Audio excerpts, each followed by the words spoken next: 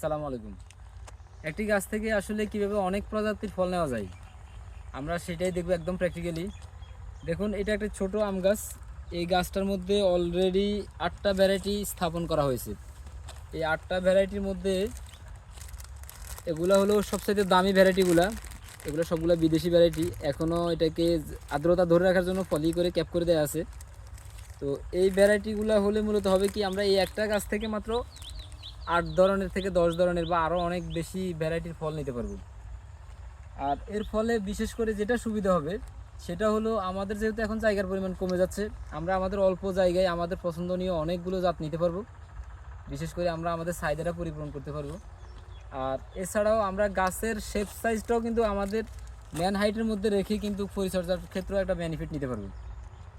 তো আমরা যেভাবে করছি আপনারাও ট্রাই করবেন। আমাদের এই চ্যানেলের মূল উদ্দেশ্যের কিন্তু এটা একটা বড় উদ্দেশ্য, যাতে যেই কোনো লোকজন যাতে গ্রাফটিংটা শিখতে পারে এবং নিজেরা করে নিজেদের প্রোডাকশনটা অধিক, উৎপাদনটা অনেক বাড়াইতে পারে। এছাড়াও নিজেদের পারিবারিক চাহিদাগুলো মেটাতে পারে। ধন্যবাদ।